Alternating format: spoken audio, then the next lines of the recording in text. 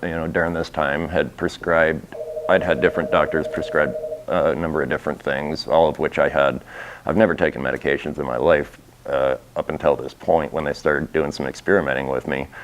But when they gave me it was Oxycontin, oxycodone, something opioid deal, it was the best relief that I had gotten from anything, and I really didn't notice any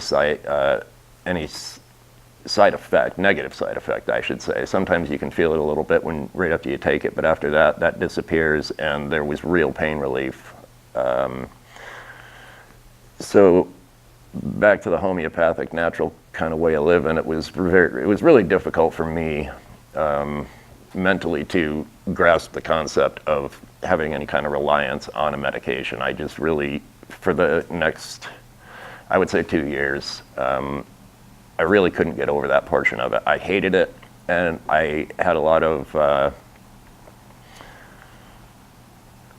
hope that after we finally got the spine surgery done, I figured, maybe give that a couple of months. Once that starts to heal up, I can finally be done with this stuff and get back to some kind of normal life. Well, unfortunately, the spine surgery helped with the stuff that was going on and the symptoms that I had, but I really feel like the spine surgery itself kind of it was like trading six about half dozen of another, as far as the symptoms I was dealing with were gone, but the pain that I've been dealing with in my spine, and what I believe to be because of a pretty cruddy surgery, I'm still dealing with an immense amount of pain in my spine right at the surgical site to this day. And so my hopes and dreams of being able to be done with the opiate use, I was telling my doctors during that time, it's like, I don't want this, but at the same time, I'm very thankful to have it. I don't know what I'd do without it, but I want to get to a point to where we can be done with this.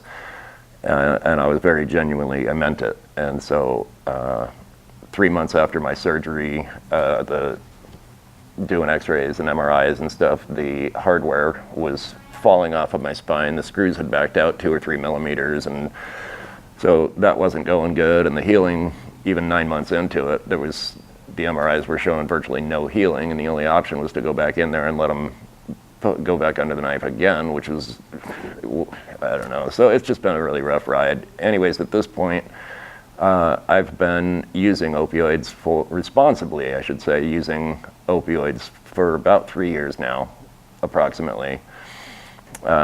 I've tried to get off of them numerous different times. I can genuinely or honestly say that I have never had a problem getting off of them as far as any kind of, I've talked to a lot of people since I've been on them. It's been a big area of interest to me. I've done extensive research on opiates themselves, kind of the history of it, how far back they date back to the beginning of mankind, and they are, as far as I can tell, the most effective painkiller known in the medical world, or known to man, in my opinion, at least from my experience, and as far as I've been able to research and learn. They are a very,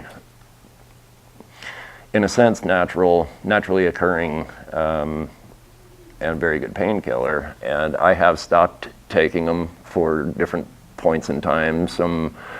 There's been a couple of times I've done it just to see, because I've talked to other people that have had really bad reactions and sickness and like addiction symptoms. And I've definitely talked to people that have told me similar stories in terms of what they've experienced. I can honestly say that I've always kept my use to a minimum. They say use as necessary. That's what I've always done, and minimally. I've noticed my use fluctuate over the years. So, I'll go for a couple of months where I hardly use them at all. Then I'll go for a couple of months where I need to use a little bit more of them. But I have quit at different points in time for maybe a couple of days, or I think one time, I made it almost 2 weeks one time.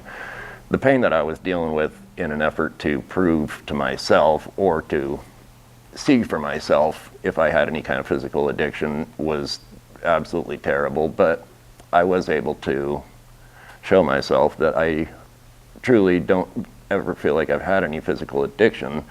But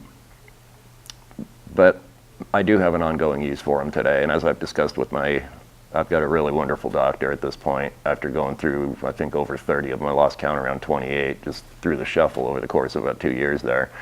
And I'm very fortunate to have found the doctor that I'm working with now, who actually listens to me, and she gives me a small dosage. I don't get a whole lot, but at least she's willing to help me. And as I've discussed with her, I spent the majority of 2 years, 2 full summers, completely out of work, unable to work.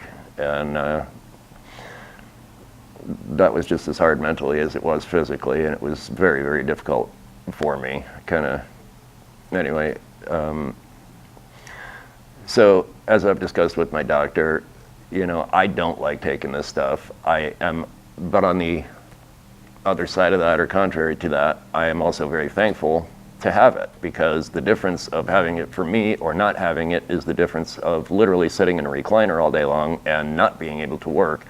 And I mean that genuinely, or being able to get myself to a point, I'm still in pain all day, but I can take small dosages of it a couple of times a day, and at least I'm out there, I'm a very positive and constructive member of my community and society. I'm in a service industry, service business, and I keep people safe, and it's a lot of work for me, but I'm able to get up and go and do that all day, every day. And although I do still deal with some pain, I'm able to do it and deal with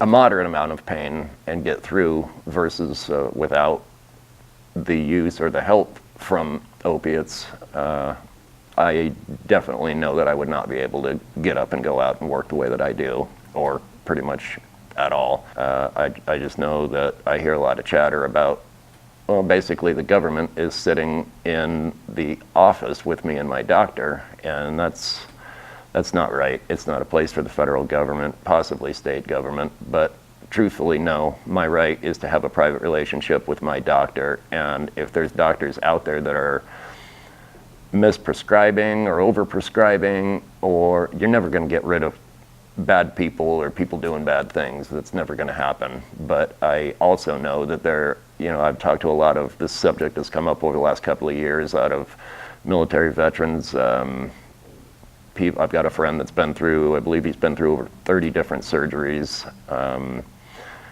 I know a fair amount of people that are very responsible in life, and they use this medication to help them cope with disgusting, gnarly, chronic pain.